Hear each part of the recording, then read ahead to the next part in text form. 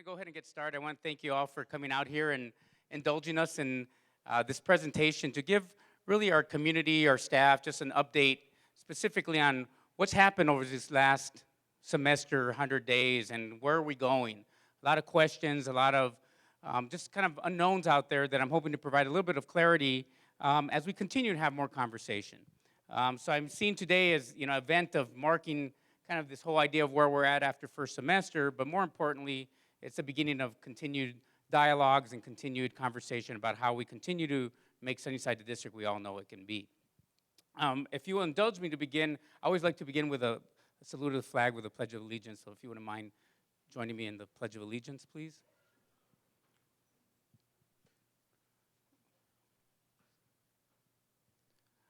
I pledge allegiance to the flag of the United States of America and to the republic for which it stands, one nation, under God, indivisible, with liberty and justice for all. Thank you. I'd also like to just recognize our governing board members who are here in attendance. I got President Crouch. Mr. Crouch is here. I got Ms. Eva Dong. I have Mr. Giffen here in the back. And Ms. Quintero as well. Thank you all for joining us as well and your leadership for continuing to push us in the right direction.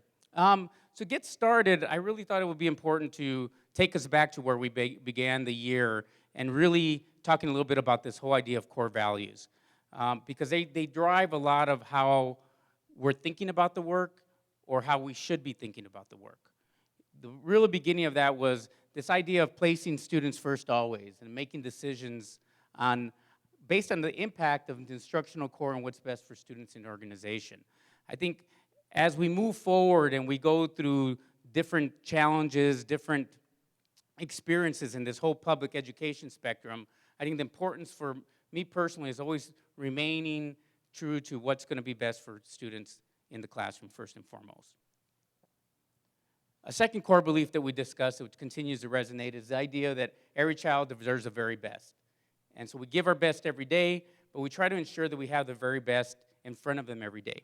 And that continues to pose a challenge for us in moving forward because our shortage in teachers and how we're going to continue to go about providing the very best for our students. And there's conversations that we're continuing to have, and I'll shed some light on kind of some of the thinking behind that. The idea that every child is capable of learning at high levels, I think as we who have been in education for a long time know that we really want to have high expectations of every child. I think what challenges us and challenges that paradigm many times is that we've got children who are learning English, children who have special needs. We have a lot of children who are capable of learning at high levels, but many times are not provided with the adequate resources to succeed. And so that challenge continues to be a challenge, not just as a paradigm of how we think about the work, because I haven't met a teacher who hasn't had these high expectations of all our kids. I think the idea is how do we best provide the support systems that are going to make our kids successful and make every child successful, not just the few that we know are going to be good after we leave them. Here's one that resonates true to me, and we've been having a lot of conversations about this, particularly as we work with our leadership team. Leadership is about purpose and not position. Why this is important is because everyone in the organization matters. It doesn't matter what title you have or what title you hold or who do you believe you are. There's no one is better than anyone in this organization. And that's a mindset shift that I continue to kind of push us in because many times our positions become us and we command not only action, but we command accountability because of the roles we play. I challenge us that it's not what position we hold, but it's going to be how we collectively hold each other accountable is really going to get the results that we need. And that's part of the mantra that we continue to push forward. And so this is going to take time because many times we've been raised in a culture where as you rise in your position, that matters. And that matters from a hierarchical standpoint in most organizations. How we change that is going to be continued dialogue and a continued push to ensure that we really got to make this about purpose, no matter what position we hold. Everyone in the organization is important and vital to student learning. This is kind of a piggyback to that other core belief that's really near and dear to me, but that everyone matters. From the person that picks up our students in the beginning, that bus driver and that bus attendant, all the way to that first office staff or anyone that's in the classroom or working with kids after school, the monitors in the playground. Every single person matters, and how we treat people with dignity and respect, even in challenging times, continues to be a push for us. If better is possible, then good is never enough. One thing that you'll continue to hear me say, and what will continue to drive our system, is that we're going to constantly look and analyze our work. And constantly look, if it's not working, we can't continue to wait and hope that something happens and something works down the line. We have to immediately become an organization that's nimble enough to look at this work and say, you know what, that's not good enough. We can do better, and continue to analyze. How we create those systems, though, in our schools to allow this type of work to happen is our continued challenge. Because we have wonderful people at our sites, but how are we creating the space that allows for that level of analysis to challenge not only the current paradigm of our work, but pushing us to get better and better at what we do. And lastly, you inspect what you expect. You know, as we move forward in the organization, the idea of accountability still has to be front and center to our work. The idea that we're committed to the results of our children. I mean, it's good that we have great programs, that we got great people, that we are getting recognized for certain things in the media. But the reality, if our students aren't performing at high levels, everything that we're doing is good, but it really doesn't have that same impact that we really needed to have if we're holding ourselves accountable to results. And so these are really the core principles that really are driving a lot of how we're thinking about the work moving forward and the organization moving forward. So it was through those lenses as we began the year that I really started looking at three priority areas in the organization. The idea of restoring faith and trust in what we know is capable here in Sunnyside. We know great work. I've stood in this stage, I've sat in those chairs, and definitely graduated from this same school. So we know what's capable here in our district, but restoring that faith and trust and confidence that things can happen continues to be a challenge, and something that I'm working towards and have been working within the last 100 days. Ensuring financial stability. It's a big deal for us. In these challenging times, particularly from the state, we have to start looking at how we ensure a stable organization. Sometimes it feels like Groundhog Day, where every year it's the same kind of conversation around, right, budgets and what's happening, and how do we get to a place where we can move past that and say, okay, let's get an organization that's going to be sustainable for the future. And then lastly, but most importantly, is improving academic performance. And I'll spend a little more time on this a little bit later in the presentation, because that still, to me, that's our work. That's why we exist as a public school system, to improve performance of our children. And we can't take our eye off of that ball. I think there's much distractions that happen as we are working through these other issues. We still have to keep our eye on performance, ensure students are performing. So those are kind of the priority areas that I really took an analysis with the team to start looking at these first 100 days in the position through those core values. So driving this lens of mine was those core values. So what do those first 100 days look like? I kind of broke it down into 3 phases so that we can kind of think about how, kind of the methodology behind coming to some level of analysis. The first phase was kind of learning about the organization, the strengths, needs, and challenges. Second phase was really looking about achieving success as a collective team. And when I define team, it's not just internal team at central office, but just a collective team as a district. And really looking at how data is going to inform our work. And then lastly, kind of getting to this stage here, which is defining our next steps and our strategic action. So under the first phase, there was a series of questions that kind of challenged our organization to continue to ask, which is kind of, what are we doing well? What are we doing not so well? What do we need to do more of, and what do we do less of or abandon? And we're not fully fleshed out. We haven't fleshed out all those questions specifically, but they really drive a lot of my analysis over these first few months, which is really what really is going well, and how do we define what's going well? But there's a lot of things that we're doing that we think we're doing very well, but once we pose a question, it kind of gets changes on the level of the list. Well, maybe we're going to need to do more of this, or maybe you have to do less of that. And so that's the process of analysis that I've been asking a lot of these questions around with the team, to just challenge our current thinking of what it is we have to do. So that was kind of that first set of questions that drove a lot of the analysis, along with just working and identifying key people to meet with or reconnect with, city council, political figures, but more so our community members and folks that we know really care deeply about our community, because they have a lot to offer. We have a lot of folks who are, we're somewhat skeptical about, what's Sunnyside doing. Many times you only hear one story, and so there's a lot of misinformation. So a lot of it is, what's your perspective? What do we have to do differently, and how do we get there? And so that's kind of that second layer of questioning and analysis. And then really reviewing the current strategic plan. A lot of work went into developing a strategic plan with the community prior to me taking the position of superintendent. So really honoring not only that work, but looking at the general strategic approach. Because at the time I was coming in, that plan was barely beginning to roll out, but more importantly, we had other initiatives and strategic priorities that were kind of going either hand in hand or maybe not have completely aligned. So that was kind of that first stage of the work.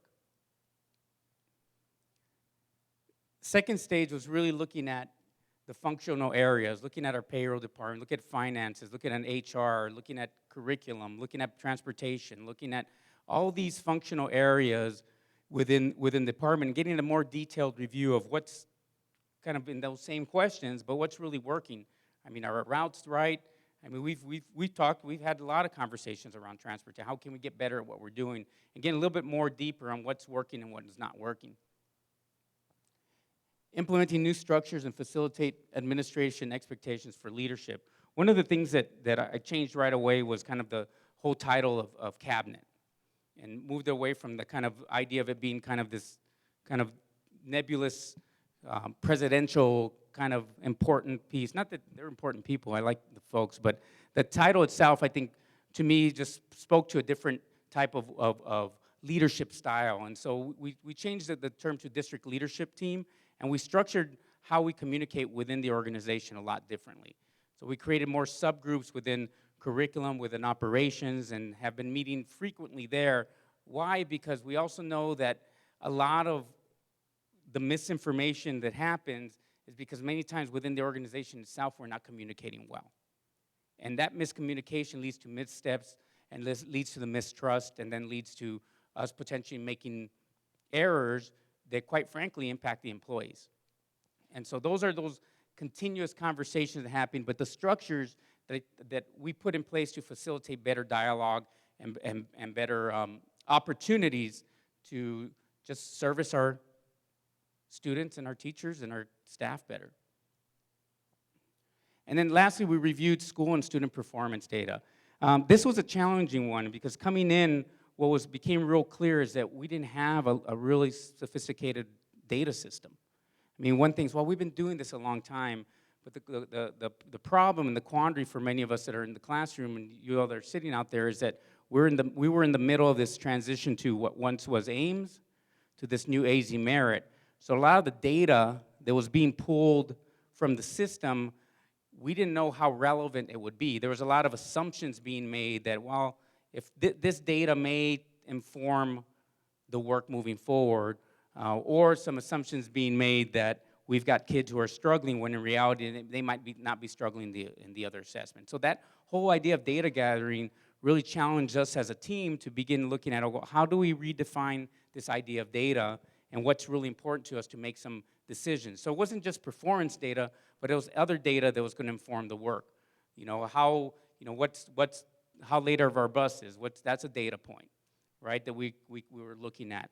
Let's look at payroll. How long does it take for par to get through once you put it in by the time it gets processed and actually someone gets paid. I mean, those are all data systems. So when we're looking at data, it wasn't just about student performance, but it's about organizational performance. And it doesn't stop with this level of analysis. I'm just sharing with you what have we been up to? What are some of the thinking, and what's the processes that are driving kind of some of the decisions moving forward?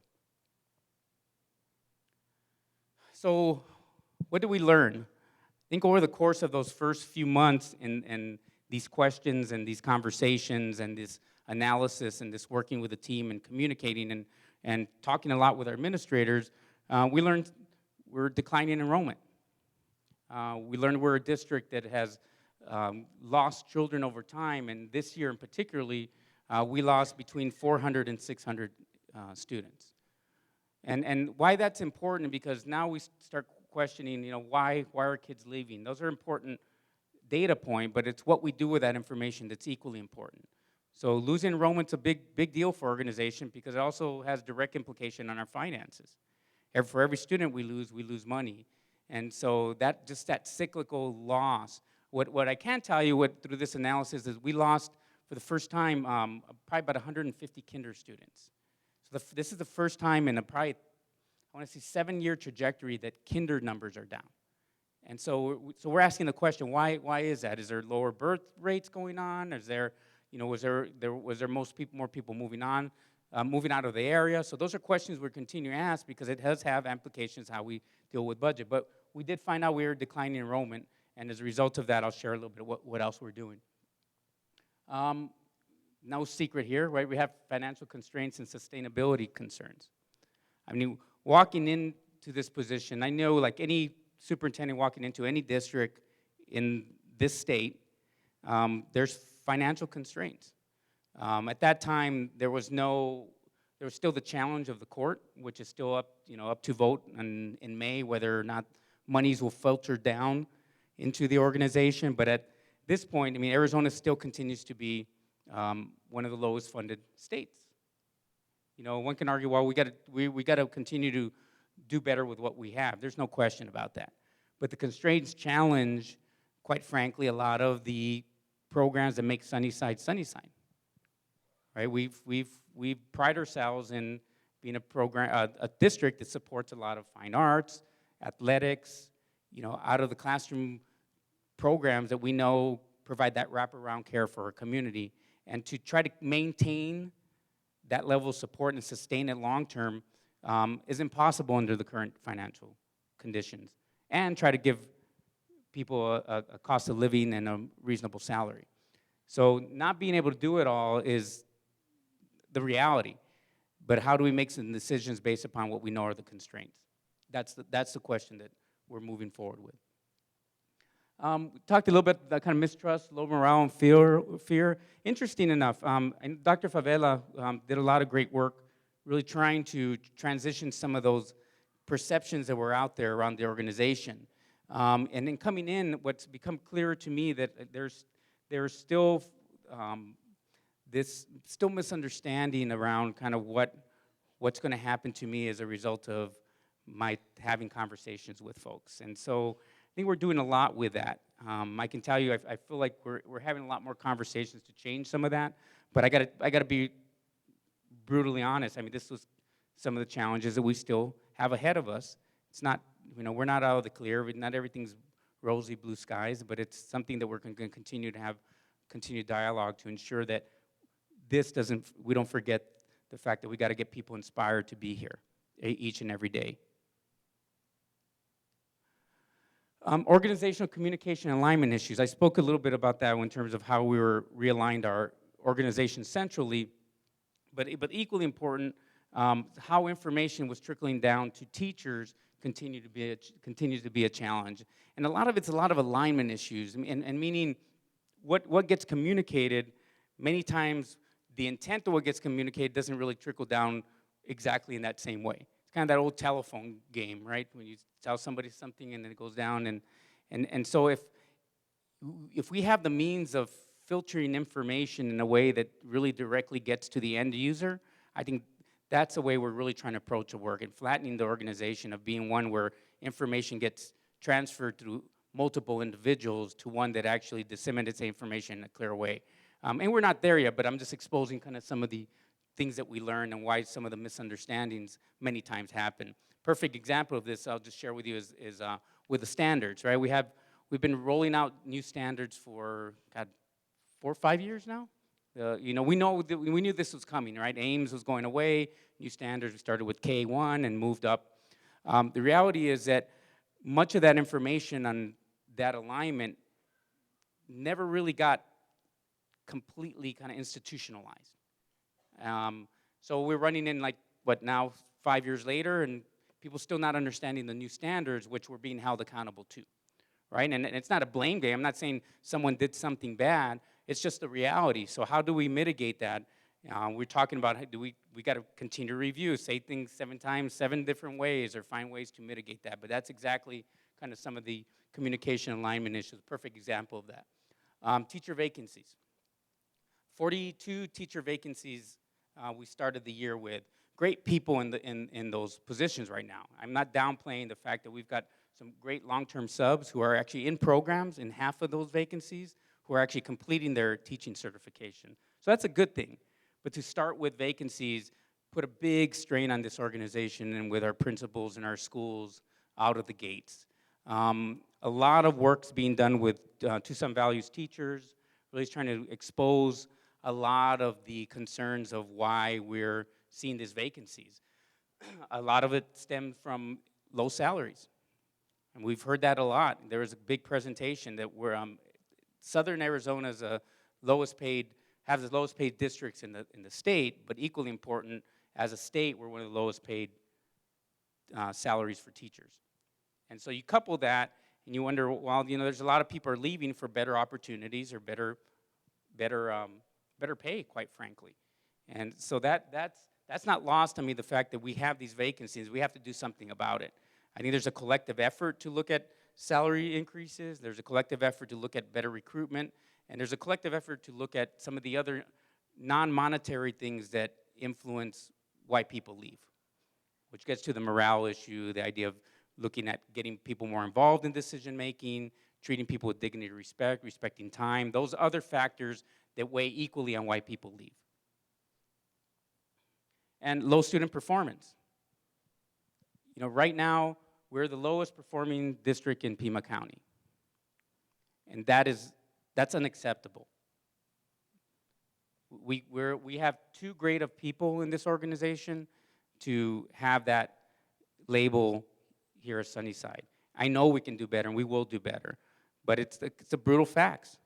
I mean, that's where we stand. And poor student attendance.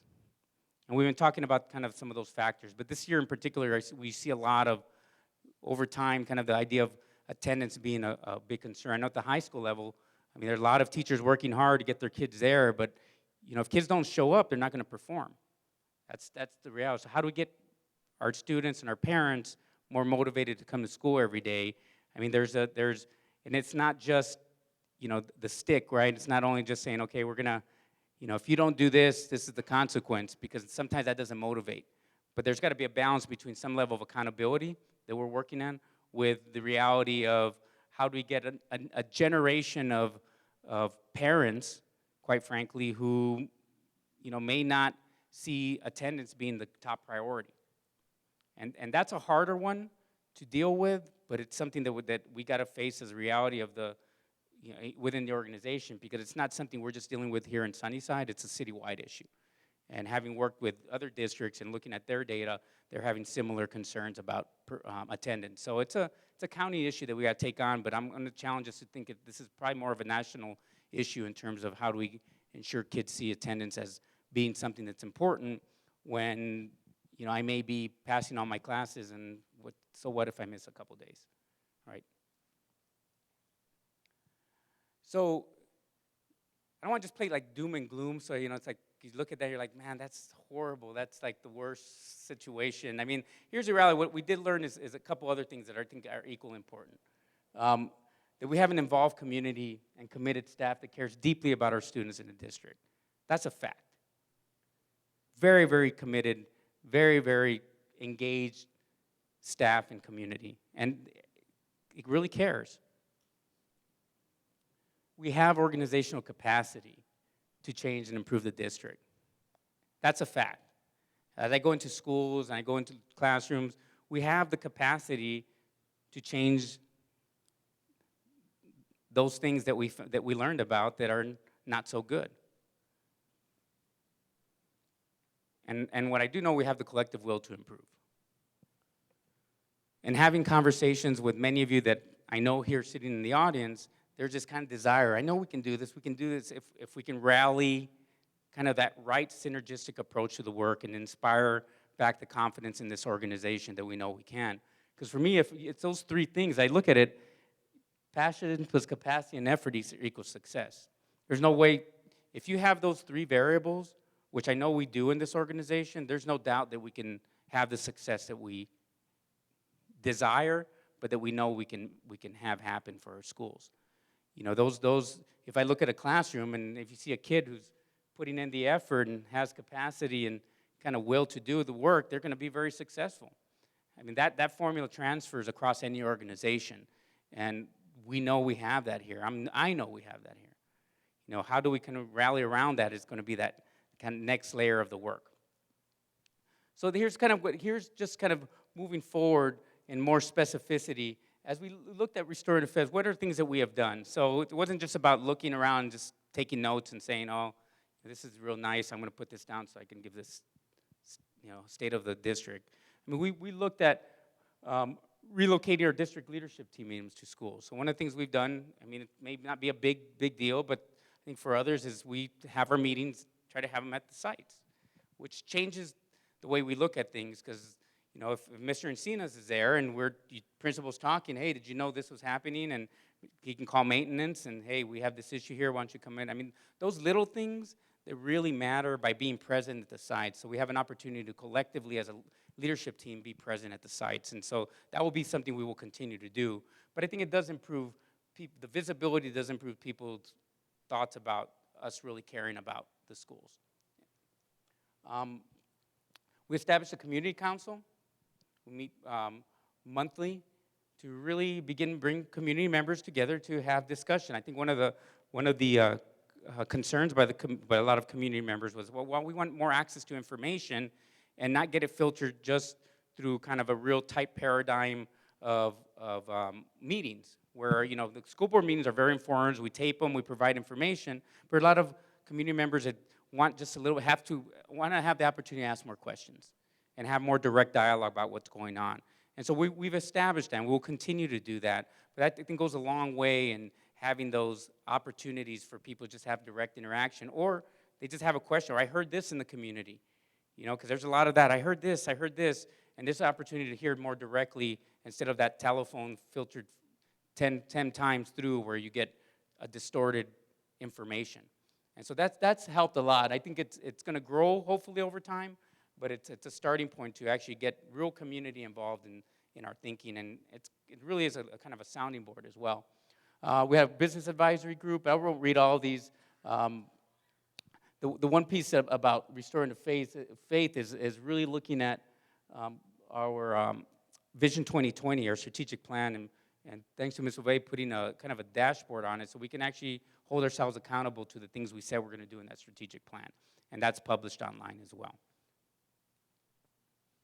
In terms of ensuring financial stability, we've kind of put everything in one place on the website so that people aren't looking for all the documents. I mean, there's a lot of times, well, you're hiding something because I can't find it. And, we're trying to put everything in one place so that people feel, well, okay, there's a little bit of more just reassurances that the information is there. Working really more closely with BOC, I thank our Bond Advisory Committee. There's a lot of projects that were kind of held up from process and transition and different teams. So they've done a really nice job of creating a really good process, ensuring the money is actually being spent not only in the correct ways, but actually that going out and being really informed, going to schools, visiting campuses. And I can say the process for moving projects has really, really moved along much better than it has in the past. Thank you for some of our BOC members that are here sitting in the audience today. But that's something that really is about financial stability. I mean, if those funds are going to go away And if we don't make best use of those funds, then shame on us, because we had an opportunity to use them in the right way, knowing full well that we may not see another bond in a long time. Kind of the whole idea of working with ADE to look at entitlement funds, and this will be posted on our website as well if any of you want to go back and look at some of the things that we've done. And then with improving academic performance, we developed a teacher advisory group. I mean, right now what's become real clear is that whatever we're doing right now is not working. You know, we're designed perfectly to get the results that we have. And so what's important is that some of these decisions moving forward really, really are done with the people that they directly impact. And how do we get the teacher advisory group to actually come and provide us? And so we're doing some heavy lifting right now and asking some challenging questions that will definitely impact our work moving forward. So I appreciate your work on that. We've got a partnership with the University of Virginia. It has a lot of hope. I'm not going to say that we don't have results yet, so I can't say it's the right thing. If I got to commit to what I talked about earlier as our core beliefs, is we got to measure what we're doing. If it's not working, then we got to move in a different direction. There's a lot of signs that point that there's some hope with that project, that I think there may work, and there's some things that we can scale up from that experience. But the verdict's still out. But I think there's some positive things that we'll experience through that may inform our work moving forward. And then, you know, we have a refocus on the standards, as I mentioned before. You know, not a refocus on the digital curriculum, it's a refocus on what we're teaching, which is the standards, and that has to be first and foremost. So those are just some highlights of some of the things that we have done over the past 6 months in those key areas that we've analyzed. The idea of restoring faith, trust in the organization, financial stability, and improving academic performance. So then where do we go from here? What are the next steps? And that's really the substantive part of today. It's kind of reviewing with our governing board, kind of the alignment of this work, but setting some goals and priorities that we know are going to be part of our, not only our strategic plan, but also just kind of our conversations moving forward as an organization. So what I'm proposing and what I'm pushing forward with our staff and our leadership is that those core beliefs really become value statements which become the heart of our approach. So it's one thing to have a core beliefs about kind of how we're thinking about it, and it's another thing to really drive these value statements as part of how we approach the work moving forward. And so I'm challenging our team and our organization to see our work from this lens. So it's not only now from the analysis of how I looked at those 3 issues facing us, but the reality is that we have to look at our organization from these core values or value statements that need to become part of how we do business. Because one can't argue about placing students first. I mean, if we're not doing that, then we have no business doing the work we're doing. But these other pieces that really, really get at the heart of how we make decisions have to continue to be part of our dialogue.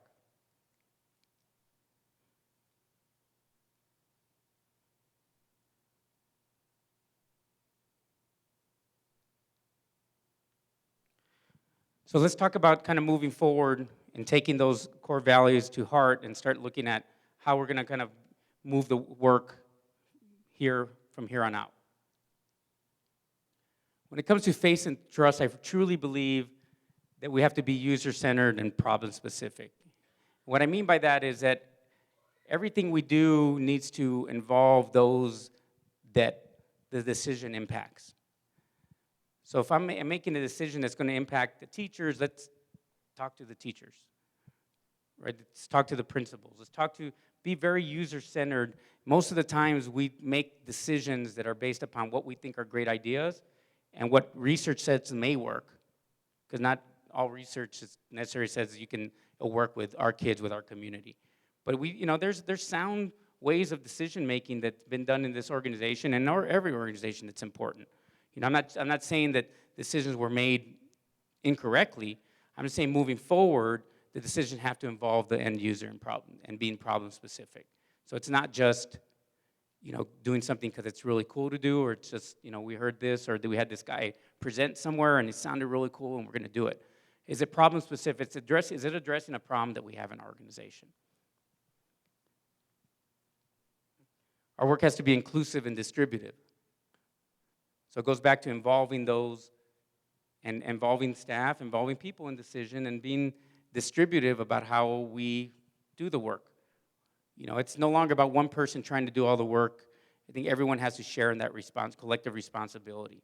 And the more you involve people in the work, the greater the people take responsibility for the outcomes. I truly believe that. The clarity and communication. That's the way you build trust. You got to communicate with clarity. You know, we've got to keep these committees going. You got to expand on it. You know, bring other people to the table if they've got questions. Let's have the dialogue. You know, how do we make our website more accessible and make it more of a place where people can get information and not have to dig through layers and layers of things and search engines and all these other things? And how we create dashboards for accountability. I mean, that, you know, we hear about that a lot. And you hear, wow, that sounds real cool. And, you know, we've heard about dashboards. But, I mean, really, it's for us to clarify, get trust going back in an organization, there's got to be some metrics that define what good is. And if we're not constantly measuring that and defining it for our community or the folks that are involved, I mean, we're just doing things. We're just doing things. We have to teach people respecting kindness. We see all those, like, be kind things, you know, there's great work, great murals, and our organization has to model that. I mean, we have tough discussions with people. I mean, there's a lot of times we're not saying something that's really the greatest thing that someone wants to hear. But if we do that with respect and kindness, I think that's all we can ask for.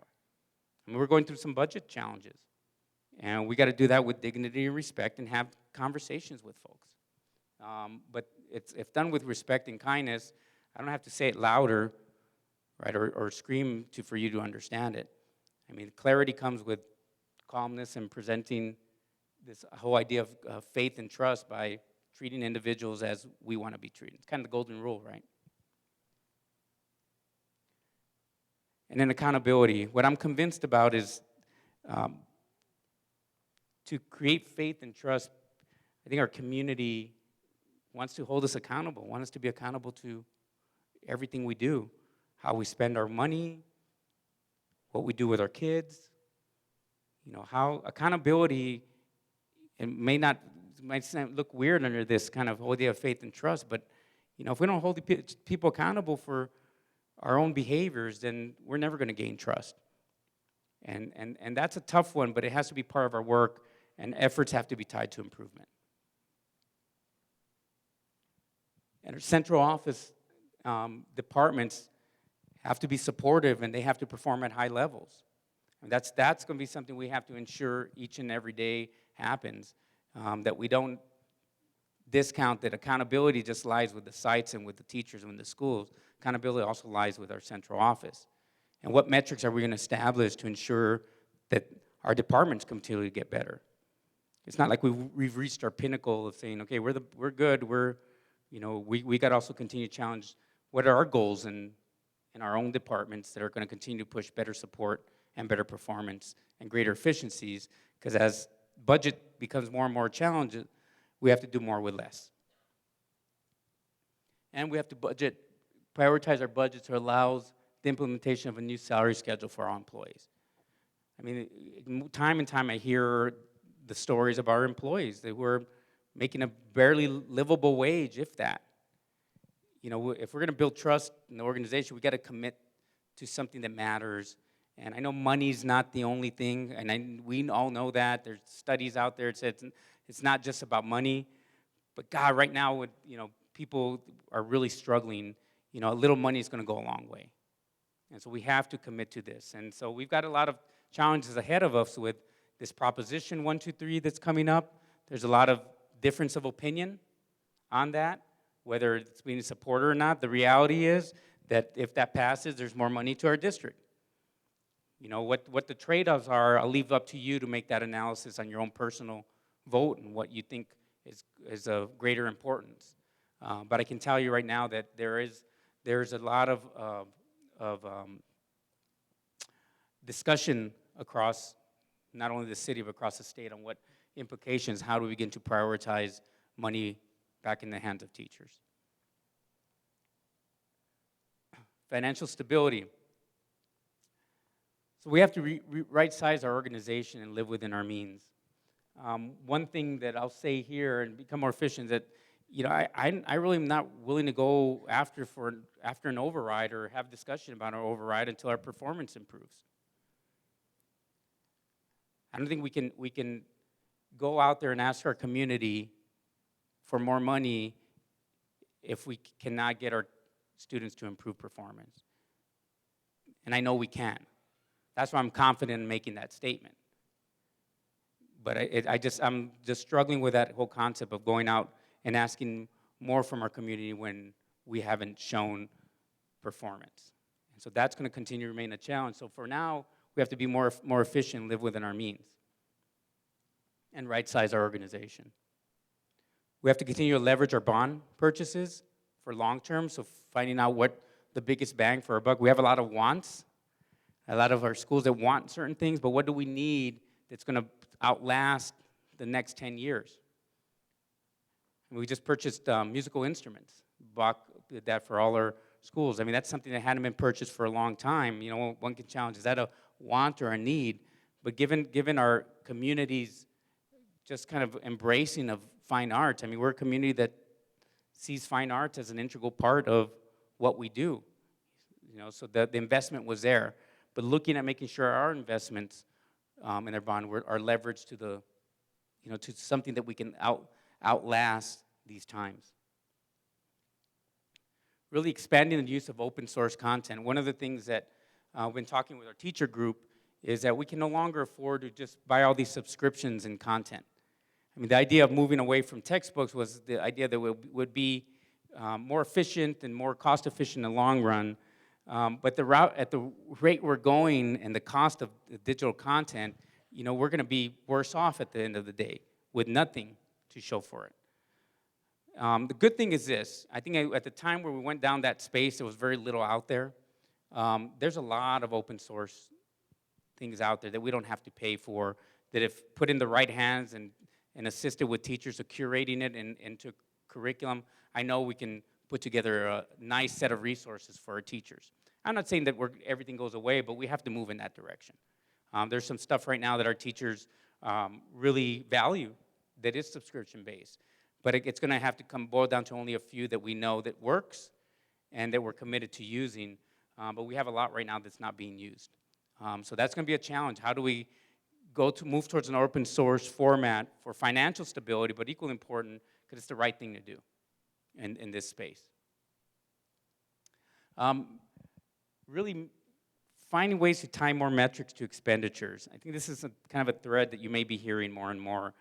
We got to analyze what we're spending money on and see if it works. If we continue to just put money on programs that we know are ineffective, we're just throwing our money down. We do that routinely in public education. We spend money on great things that we hope work, and then 5 years later, we're like, well, that didn't work, but it's okay, here's the next thing. And we gotta tie metrics to our expenditures. How do we do that? I think it's gonna be defined by kind of the level of expenditures, what are we hoping to accomplish with it? But if it's not tied to some kind of level of student engagement, student achievement, then we're just throwing money down the drain. And so and this goes for everything we do. Tie metrics to achievements, this whole idea of achievement value analysis, right? Is what we're putting into it actually giving us the achievement that we're hoping to move forward with. And these are broad concepts for some financial stability that we can do immediately and continue to evaluate, and bring metrics to the table and bring performance to the table and say, is this working? It's a simple conversation. I think they're tough ones to have because many of us hold on to things that we like versus things that work. And that's a shift in the conversation that we have to have. And finally, we have to sustain growth in enrollment. Enrollment is money to our district. And I'm not suggesting we're going to go out and do this, millions of campaign and get people, but we got to figure out why we're losing kids. Is it charters? Is it demographic shifts? We've commissioned a demographic study to get a little bit of better handle of that. So we'll know more about the demographic trends. But we also have to keep our kids here. We have to ensure that our kids want to stay with us. The more kids we lose going somewhere else because we haven't served them correctly is problematic. So we got to also question ourselves, is our kids leaving because of something we did or because they have an affinity to something else? And again, I'm not suggesting it's one or the other, but what I am saying is that those are the questions we have to have because enrollment does matter. For every student we lose, if we continue to decline in enrollment, that's classroom teachers that we lose. That's kind of bottom line, programs that we lose. That's the bulk of our money is generated by the revenue of student attendance. So we got to continue to work on that. One of the statements I made in the beginning of the year also is improving our educational system is one of the principal vehicles for achieving social justice. I truly believe that. We talk a lot about social justice. You hear a lot of kind of rhetoric, but to me, it's all about education. I'm going to be a little bit more pointed on this statement. The pinnacle of social justice is student achievement and agency. So for me, as I'm thinking about this idea of social justice, it's not about the wants. It's about, if we're really going to say that we're district or we really want social justice in our community, our kids have to achieve at high levels. That, to me, remains the pinnacle. It's great that we have other things, but that has to remain the front and center of our work. So in the idea of academic performance, I have a longer list here, so if you'll indulge me in this kind of longer list, I think it's real important to, I know you can read this from there, right?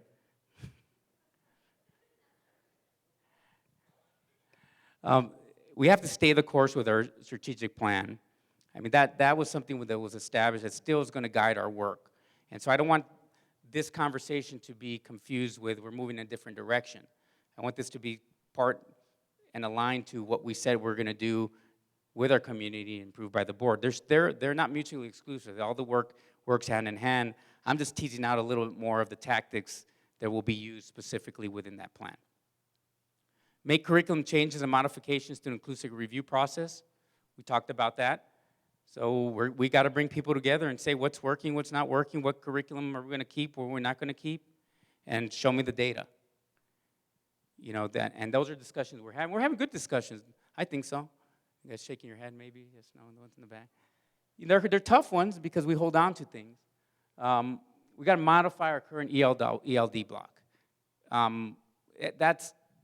It's a mess. This 4-hour thing, I mean, I'll say that publicly. I'm not a fan of segregating kids for 4 hours, never have been. But what we do in that time, if we have to do it, it has to be better. And I'm not convinced that what we're doing during that time is the right work. And so we're thinking differently about it. Again, no, I'm not blaming anyone. I'm looking at people in the organization, man, did I do something wrong? Or people, no, and it's just, those are the conversations we have to have. We're going to get better as an organization. We have to have these candid conversations and do it with kindness. I'm not yelling. Carmen, I'm not yelling, right? I'm not yelling. we talk through these, but there's agreement. I think what's become real clear is there's agreement on some of the things. I think it's making the time to have these conversations is what's surfacing, I think, a lot of people's anxiety, but equally it's that whole idea of fear. If I say something wrong about the curriculum, I'm going to get in trouble. And this is dispelling that myth. If you don't like something, you can say it. We may not agree. We don't have to agree for you to say you don't like something and we come to some kind of mutual understanding how we move forward. But at the end of the day, collectively, we have to move forward with something different. I'll just highlight some of these. Just the aligned assessment design. We have to measure what we're doing with a better aligned system, and I think we've got that. We've talked a lot about formative assessment, how that's going to work and play into having kind of real-time data, right, and having a better, robust system for data analysis. I can tell you a lot of the teachers that are out there, that's been a big frustration is what kind of data do I have available to me that I can actually use in my classroom now, not, later you show it to me and it's like, well, you didn't do good. That's what are some information that you can have right away. We need to look at a new literacy plan with focus on writing across the curriculum. We really got to refocus our efforts on writing. I think that we know that's an Achilles heel of ours. It hadn't been something we've, it wasn't part of the accountability system in Ames. It was initially, but then they dropped it. And then what happened when they dropped it from Ames? We dropped it, right? Because it wasn't going to be measured, so we didn't do it. And I'm telling you, I keep saying this, the best source of data to see if a kid's reading comprehension is good is how they write. I mean, I don't care, you can give me all these diagnostic tools of reading and everything. If you look at a kid's writing, you know how well they read. And we've got to get back to figuring out what that's going to look like. And that doesn't mean we're going to buy a program. We're not going to go buy Will the Storm Write to Read or any, right? I mean, we know that's not the answer. It's not a program. It's about, right? And I say that, so it's about the people and investing in our folks. Review and strengthen our mathematics support model. I'm talked a lot about literacy, but math, we've got to continue to build our content knowledge in math. And that's a tough one. I mean, most of us that went through an educational program, traditional, had, at least at the elementary, had like one methods class in math. And that's the reality is to have one methods class in math and try to do the math at the level that kids need to know to be able to be prepared to move on to middle and high school, we know requires more than just that methods class that you took. So how do we continue to support our teachers with content knowledge in those areas? Greater emphasis on people and not programs. You've heard me say that time and time again. I'm not a fan of programs. I think they'll give you sometimes some little bit of quick bump, but programs are not the answer. We've done that. We've been there, we've done that. It's about improving our practice. We're implementing a new coaching model. We got to start looking differently about how we coach and support teachers in the classroom, and really leveraging a new teacher-leader model. I have a lot of faith in this idea of really capitalizing on teacher leaders as a way of improving change and creating internal accountability within the system. Because a lot of times, I think we talk a lot about the power of accountability, but I'm going to tell you, I think the power of accountability rests more so when there's internal accountability and colleagues are holding themselves accountable for the work. Because the external accountability system can only go so far. And so how do we get people to hold themselves accountable collegially in that space, and how does that teacher-leader role, how does that teacher-leader play a role in that design? Implementing professional learning communities. We're kind of rebranding this whole idea of network improvement communities, because in this space, we have to learn fast and implement well. And that's a tough one. If you've been studying kind of a lot of the work that's out there in terms of improvement design, a lot of discussion about this rapid trials. You've seen that. People want to learn quickly from their mistakes so they can move on. I don't think we do that well in education because we don't want to fail. So we're always kind of holding on to this idea of, God, I got to get it right this first time. Of course, because it's kids' lives in your hand. But we don't ever talk about the ability to fail quickly and move on and learn from those mistakes. And I think we have to conceptually start embracing that concept as an organization so that we can actually learn quicker and learn from those so we can make the adjustments in real time. The big one, we got to leverage our fine arts teachers, our physical education teachers, our coaches, our librarians, our counselors, other support staff in our efforts. We have great people. One of the big things that I know is that we do have a good staffing model, and all these folks matter, but how do we leverage all of you for those same efforts, right? How do we do that? There's great relationships that are established by some of these folks that I think we can capitalize on. I think a lot of times we have disengaged youth because they don't have anyone there, and there's nothing they can engage with or have an affinity to, and many times it's that opportunity. I'm going to go to art class, right? I'm going to go to band. I got to go play piano. It's that. How do we capitalize on that to improve academic achievement? They're not mutually exclusive. You guys know that. That's not. But I don't think we've created a real good opportunity. It's a lost opportunity, in my opinion, to really take the knowledge and skills that many of these folks bring to the table to really improve instruction. And maybe it's just improving attendance. Simple as that, getting them here. So there's a lot of conversations we're going to have to leverage the folks that we believe wholeheartedly contribute to our work. Focus on student-centered and student agency. A lot of educational jargon there. I apologize. Can't help myself. Um, but it's as we push the work forward, how do we get kids to take charge of their own learning? That's it boils down to, we got to get kids that leave our system prepared to be able to take charge of their learning and their life, and move away from an enabling culture where we do everything for kids. I see that a lot of times. We have teachers working really, really hard in the classroom, and the kids are just not reciprocating. Not because they're doing something wrong, but where's the effort, and how we get kids to put more effort in the work? And there's more conversations that we need to have about that. And then lastly, committed to a restorative approach to student behavior. The whole idea of being punitive with our students is a time of the past. How do we become restorative so our kids learn from their mistakes so they actually can stay in school? I'm not going to be here and say, hey, we're not going to suspend any kids. We're working towards being restorative in our work so our kids actually really learn from their mistakes. And that's something that I know Dr. Favela is going to be working with our principals with. I know we're having continued discussions, but I truly believe that's a route we're going to have to take, and that's an approach that nationally I think a lot of school districts are really looking at embracing. So this is kind of a lot going on here, right? You're thinking, wow, can we do all this? Yeah, we can do all this, because a lot of this we already know how to do, or we're doing.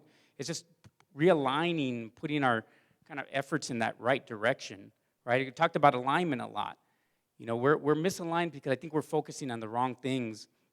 But if we have the right curriculum in place that we all agree upon, right? If we provide the right support systems for coaching, for support, for collaboration, for discussion, for learning quickly, if we have that right roadmap in place, if we have assessments that tell us in more real time and are much more accurate in telling us how kids are doing on a regular basis, so we can adjust our instruction. I mean, these are all good practices that many of you are looking on this and saying, yeah, I know this, but collectively we haven't reached agreement on. And that's our work, to reach agreement on these things, and I truly believe this is the roadmap that we need to follow.